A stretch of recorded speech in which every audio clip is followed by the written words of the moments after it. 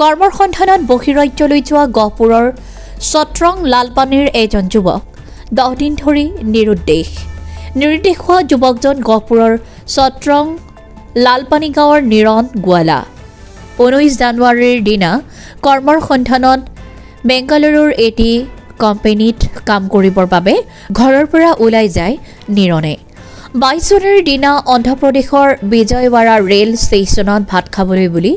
নিৰণে ৰেলৰ পৰা নামি যায় আৰু কিছু সময়ৰ পিছতে ৰেলখন গন্তব্য স্থানলৈ ৰাওনা হয় নিৰণে ফোনযোগে পৰিয়ালৰ লোকক সকলো কথা বিৱৰি ক'লে কিন্তু দুৰ্ভাগ্য কথা এই যে নিৰণে মোবাইলত দ্বিতীয়বাৰ ফোন কৰিবলৈ মোবাইলৰ চাৰ্জ নাছিল আৰু মোবাইল অফ হৈ গৈছিল যি মোবাইল অফ আছিল আৰু আজিলৈকে অফেই হৈ আছে একমাত্ৰ পুত্ৰক বিচাৰি হিয়া ঢাকুৰি কাটিছে মাতৃয়ে পৰিয়ালৰ মাজত এতিয়া হাহাকাৰ অৱস্থা ইতিমধ্যে পৰিয়ালৰ লোকে গহপুৰ আৰক্ষী থানাত এখন এজাহাৰ দাখিল কৰিছে কোনো সদাশয় লোকে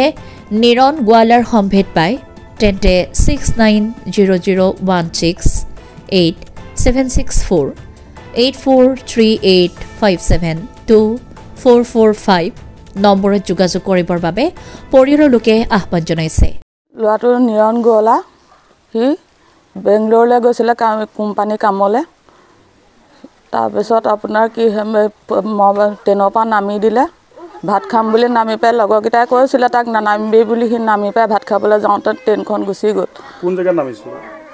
বিজয়পাৰা অন্ধ্ৰপ্ৰদেশত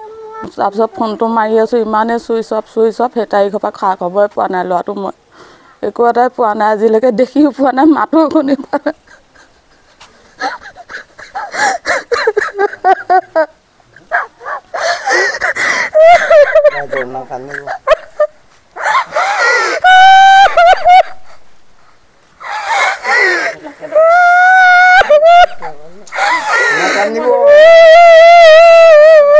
আমাকে দিয়া লাগিলে আজি কিমান দিন হ'ল আজি এক সপ্তাহ হ'ল আজি 9 দিন হ'ল ন আপোনালোকে যে সোনকালে পাৰিলে মোক যোগাযোগ কৰি খবৰটো দিব পাৰিব লাগে তাৰ নামটো নিৰণ গোৱালা ই যোৱা আজি 19 তাৰিখে ঘৰৰ পৰা গ'ল বেংগলোৰলৈ হয় বেংগলোৰলৈ যাওঁতে সি তাৰ মানে অন্ধ্ৰপ্ৰদেশৰ বিজয়ৱাড়া ষ্টেচন বুলি কয় তাত একো ট্ৰেইনৰ পৰা নামি দিলে তাক তাৰপিছত নামিবলগীয়া হৈছিলে তাৰমানে ভাত ট্ৰেইনত ভাত পেট ভৰাই খাব নাপায় হেনো তাতে কেণ্টিঙত খাবলৈ যাম বুলি কৈ নামিলে নামোতে লগৰীয়াকেইটাও তাক নামিবলৈ হাক দিলে তাৰপিছত ই সিহঁতৰ কথা নুশুনিলে নামি দি হাত ভৰি মুখ হাত ধুই আছিলে হেনো মুখ হাত ধুই থাকোঁতে ট্ৰেইনখন গুচি গ'ল তাক এৰি তাৰপিছত সিও উপায়হীন হ'ল লগৰকেইটাও আমাক ফোন কৰিলে তাত লগত যোৱাকেইটাই সেইকেইটাই ক'লে আমুকা এনেকৈ তেনেকৈ নিৰণ গোৱালা ট্ৰেইনৰ পৰা নামি দিলে ট্ৰেইনটো এৰা খাই গুচি গ'ল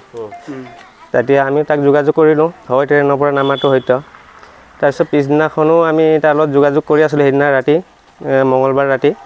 মঙলবাৰ দিনা নামিলে সি ট্ৰেইনৰ পৰা প্ৰায় 2:30-3টা বজাত ৰাতিটো আমি কথা বতৰা পাতি তাক কণ্টিনিউ কৰি কথা পাতি আছোঁ ৰাতিপুৱা 5:30লৈকে পাতি থাকোঁতে মোবাইলটো কৈছিলে আৰু সি মোবাইলটো মোৰ ছুইচ অফ হ'ব আৰু কিবা বেছি দেৰি কথা পাতিব নোৱাৰোঁ ফোন চাৰ্জ নাইকিয়া হৈছে চাৰ্জাৰটো বেগত গুচি গ'ল তাৰপিছত আমি ক'লোঁ সাৱধানে থাকিবি মোবাইলটো ভালকৈ থবি ফোন কৰি থাকিবি তাৰপিছত মোবাইলটো সেইদিনাৰ পৰা ছুইচ অফ হ'ল আজিলৈকে হৈ আছে তাকে নিউজৰ জৰিয়তে আমি কিবা এটা উপায় পাম নেকি বুলি আপোনালোকৰ ওচৰত কাষ চাপিছোঁ তাকে আপোনালোক খবৰ দিছে নাই যোৱাকালি থানাত এজাহাৰ এখন দি আহিলোঁ বাৰু কি কৈছে পুলিচে চালিজাৰি চাম কৈছে গহপুৰৰ পৰা অৰূপ ভূঞাৰ ৰিপৰ্ট AIPL Live 24/7